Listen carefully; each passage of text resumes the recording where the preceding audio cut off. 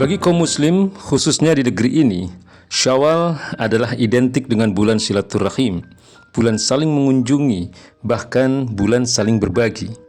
Singkatnya, Syawal yang di dalamnya suasana Hari Raya Idul Fitri masih bisa dirasakan adalah bulan yang biasa dijadikan momentum untuk merekatkan tali persaudaraan, baik antar keluarga, kerabat, antar kolega atau teman, antar tetangga, maupun antar sesama muslim secara umum.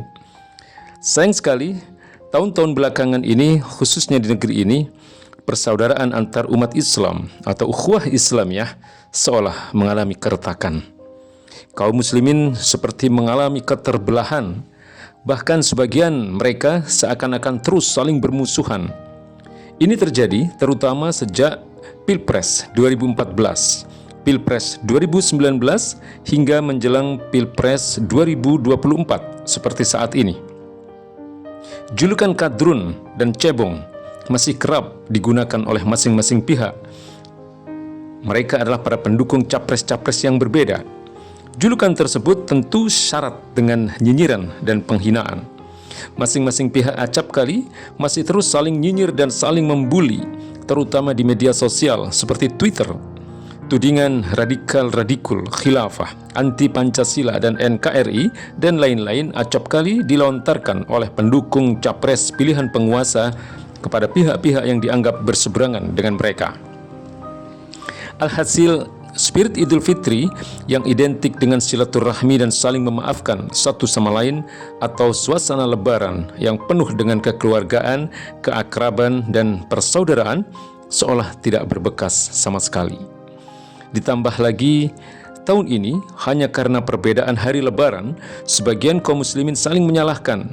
Bahkan ada yang memicu permusuhan hingga berujung ancaman pembunuhan, sebagaimana yang dilakukan oleh salah seorang staf BRIN. Pemicunya adalah komentar seorang peneliti senior di BRIN yang cenderung menyalahkan pendapat pihak yang berbeda dengan pendapat dirinya dalam hal penentuan Idul Fitri. Padahal perbedaan Idul Fitri bukan kali ini saja terjadi, sudah sering terjadi. Namun selama ini tidak pernah ada masalah sama sekali. Tentu sudah selayaknya kita merasa prihatin. Pasalnya, mayoritas penduduk negeri ini adalah muslim. Sesama kaum muslimin itu bersaudara. Sesama saudara itu sejatinya harus saling menghormati dan menyayangi, bahkan seharusnya saling menjaga dan melindungi, bukan saling menghina dan merendahkan. Apalagi saling membuli dan mencaci maki. Hal ini tentu terlepas dari adanya perbedaan pilihan politik masing-masing pihak. Apalagi sekedar adanya perbedaan pendapat dalam masalah-masalah furu'iyah yang memang diperbolehkan. Umat Islam harus menyadari bahwa memelihara ukhuwah Islamiyah adalah wajib. Karena itu, lalai atau bahkan merusak jalinan ukhuwah Islamiyah adalah dosa, sebagaimana meninggalkan bentuk kewajiban-kewajiban yang lain. Kewajiban ini didasarkan pada dalil Quran maupun As-Sunnah. Kalau kita lihat di dalam Al-Quranul Karim, di antaranya adalah firman Allah Subhanahu wa Ta'ala, "Innamal mu'minuna ikhwah, fa aslihu baina akhwaikum wattaqullaha la'allakum turhamun." Sungguh, kaum mukmin itu bersaudara. Karena itu damaikanlah saudara-saudara kalian dan bertakwalah kalian kepada Allah agar kalian mendapatkan rahmat. Quran Surat Al-Hujurat ayat 10. Dari ayat di atas tersurat bahwa siapapun asalkan dia adalah seorang mukmin adalah bersaudara. Sebab dasar ukhuwah atau persaudaraan adalah kesamaan akidah. Ayat ini menghendaki ukhuwah kaum mukmin harus benar-benar kuat, bahkan lebih kuat daripada persaudaraan karena nasab atau keturunan. Ayat ini diawali dengan kata innama yang mengandung makna hasyr atau pembatasan. Artinya, tidak ada persaudaraan kecuali antar sesama mukmin. Ini mengisyaratkan bahwa ukhuwah Islamiyah lebih kuat daripada persaudaraan nasab. Persaudaraan nasab bisa terputus karena perbedaan agama. Sebaliknya, ukhuwah Islamiyah tidak terputus karena adanya perbedaan nasab. Karena bersaudara, normal dan alaminya, kehidupan mereka seharusnya diliputi oleh kecintaan, perdamaian, dan persatuan. Jika terjadi sengketa dan peperangan di antara mereka, itu adalah penyimpangan. Penyimpangan ini harus segera dikembalikan ke keadaan normal dengan mengislahkan mereka yang bersengketa, yakni mengajak mereka untuk mencari solusinya pada hukum-hukum Allah dan Rasul-Nya atau kepada Al-Quran dan As-Sunnah. Artinya, sengketa itu harus diselesaikan sesuai dengan ketentuan hukum-hukum Allah, yakni bertahkim pada syariah. Dengan begitu mereka akan mendapatkan rahmat dari Allah Subhanahu wa Ta'ala. Karena itu, tentu aneh jika ajakan untuk menegakkan syariah Islam malah dituding memecah belah. Padahal justru karena kaum muslim jauh dari syariah, sebagaimana saat ini, mereka rawan terpecah belah, bahkan saling bermusuhan. Karena itu, Allah Subhanahu wa Ta'ala berfirman, "Wa'tasimu bihablillahi jami'an wa la tafarraqu." Berpegang teguhlah kalian kepada tali agama Allah dan janganlah kalian berpecah belah. Quran Surat Ali Imran ayat 103.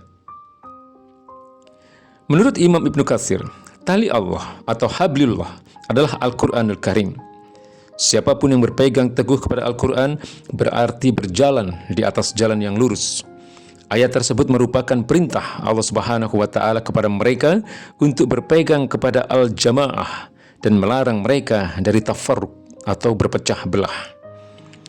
Dari sini terang sekali bahwa keterpecah belahan tersebut disebabkan karena Islam tidak dijadikan sebagai pegangan dalam mengatur kehidupan.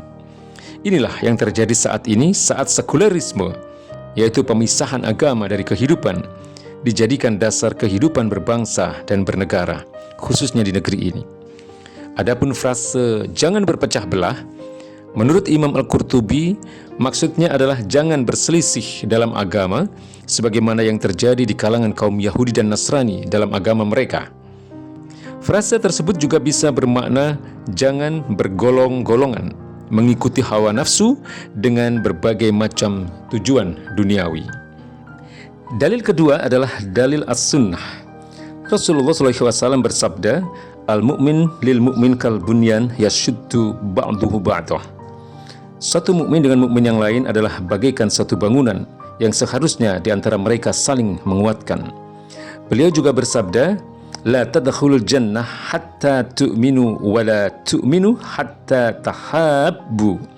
Kalian tidak akan masuk surga hingga kalian beriman, dan belum sempurna keimanan kalian hingga kalian saling mencintai.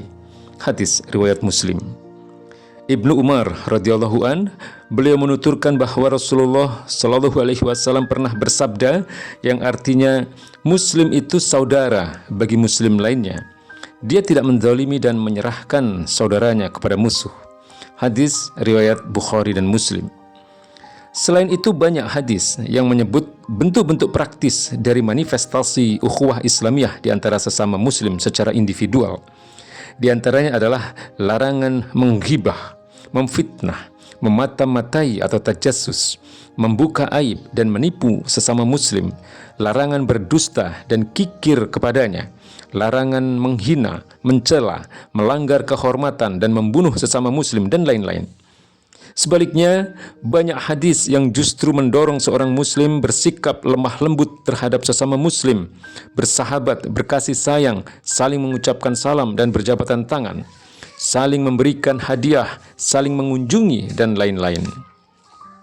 Dalam tataran yang lebih luas secara sosial, banyak hadis yang melarang kaum muslim untuk menyerukan perpecahan atas dasar asobiyah.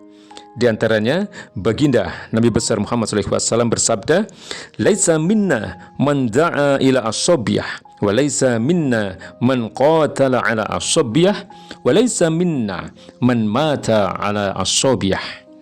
Tidak termasuk golongan kami orang-orang yang menyerukan asobiyah, dan tidak juga termasuk umatku orang-orang yang berperang atas dasar asobiyah. Juga tidak termasuk golongan umatku orang-orang yang mati di atas dasar asobiyah. Hadis riwayat Abu Dawud. Jelas, kaum muslim bukan saja wajib memelihara ukhuwah Islamiyah, mereka pun wajib bersatu atas dasar akidah Islam dan haram berpecah belah.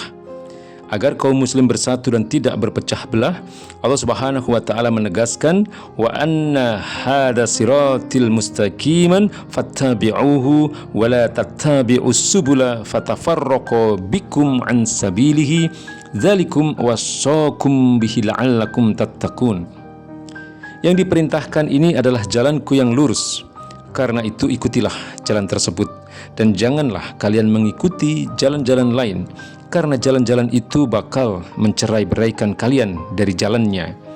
Yang demikian adalah diperintahkan Allah kepada kalian agar kalian bertakwa. Quran Surat Al-An'am ayat 153. Ayat di atas dengan terang menunjukkan bahwa jika umat Islam tidak benar-benar mengikuti jalan Islam atau tidak mengikuti syariat Islam, malah mengikuti jalan-jalan yang bertolak belakang dengan Islam, niscaya mereka akan tercerai-berai dari jalan Allah Subhanahu wa taala. Itulah sebetulnya yang disadari atau tidak disadari dialami kaum muslim saat ini, saat mereka meninggalkan dan mencampakkan syariat Islam. Karena itu mari kita rekatkan kembali ukhuwah ini, persaudaraan ini, kuatkan kembali wihdah atau persatuan, dan eratkan kembali mahabbah, saling mencintai. Dengan itu niscaya akan lahir al-quwah atau kekuatan. Dengan itu kita secara bersama-sama akan mampu meraih izzah atau kemuliaan di dunia dan akhirat. Alhasil, saatnya kita hidup di bawah naungan panji La ilaha illallah Muhammadur Rasulullah, bukan di bawah naungan panji-panji asobiyah. Wallahu a'lam bishawab.